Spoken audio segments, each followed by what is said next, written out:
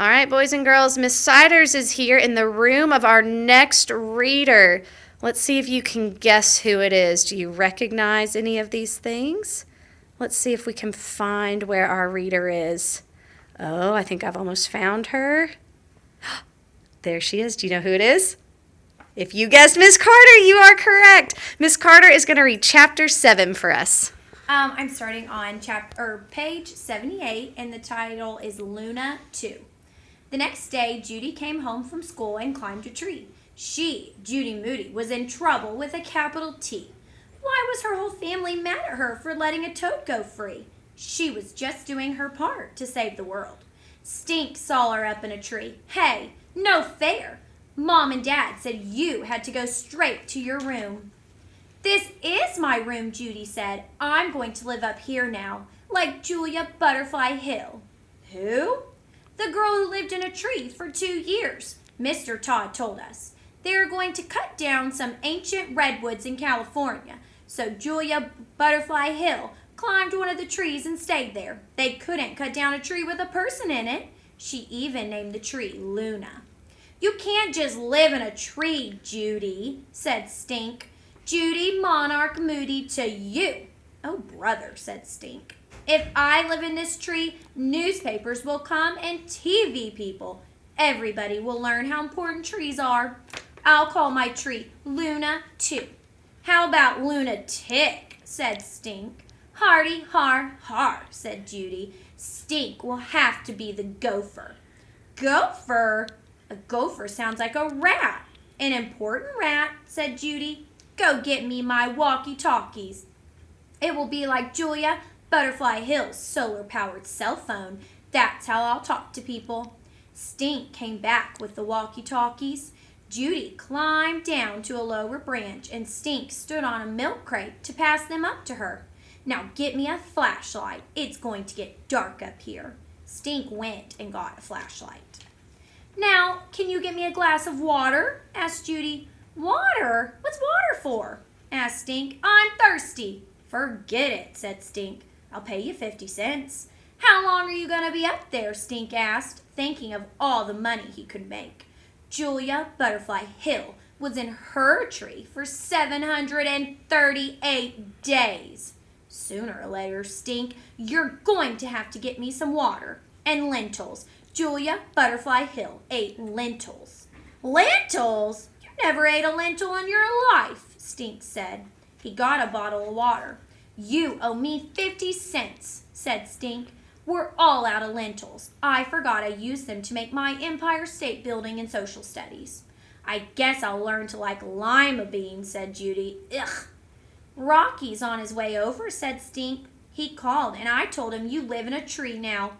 I told him you are going to be in big trouble when Mom and Dad find out you didn't go straight to your room.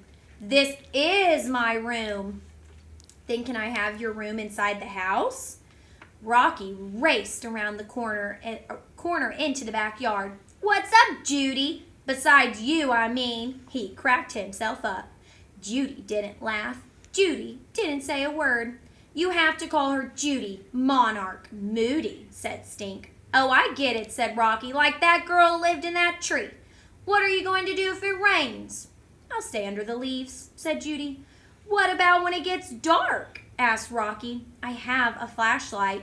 See what I mean? Said Stink. First she went crazy over some trash. Then it was a weird beetle. She's driving me up a tree. Oh no, not you too. Rocky and Stink fell on the ground laughing. How are we going to get her to come down? Stink asked Rocky. Mr. Todd said the tree cutters tried playing loud music and shining bright lights at Julia Butterfly Hill all night to make her come down, said Rocky. Time for Operation Boombox, said Stink.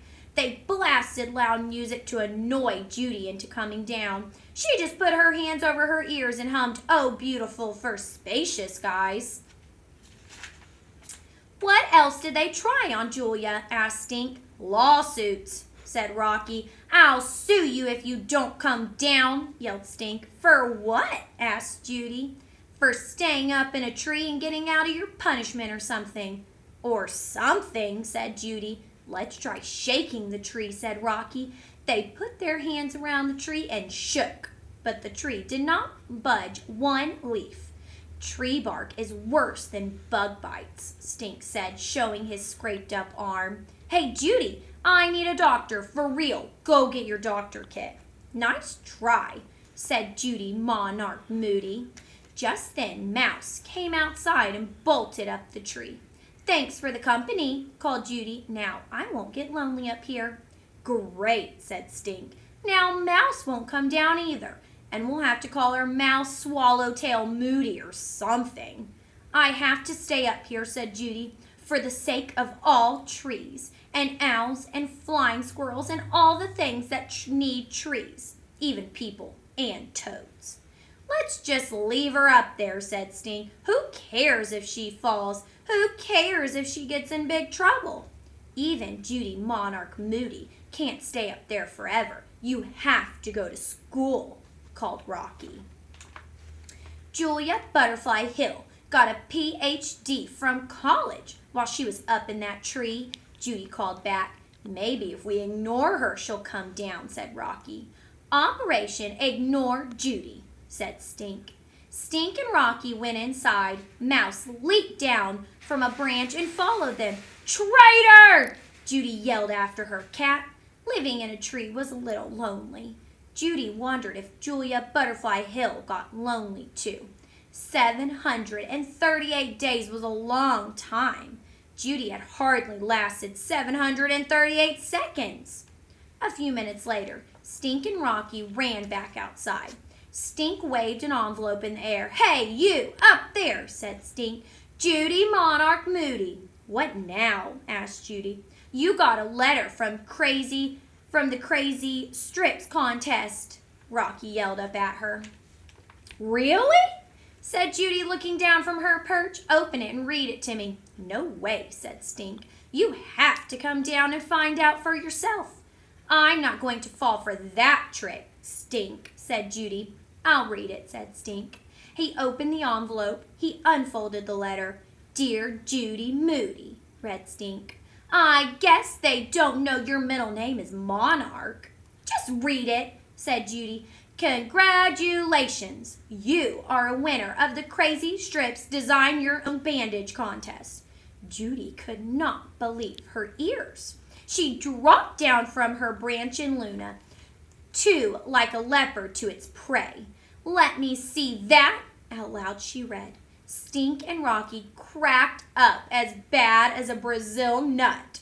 Stink! Judy wailed. You tricked me. This is not from the Crazy Strips contest company. You got me out of my tree because the dentist missed my smile? It worked, said Stink. Take a good look at this smile, said Judy, baring her teeth, Siberian tiger style. Does this mean I can't have your room? Asked Stink. Roar, said Judy.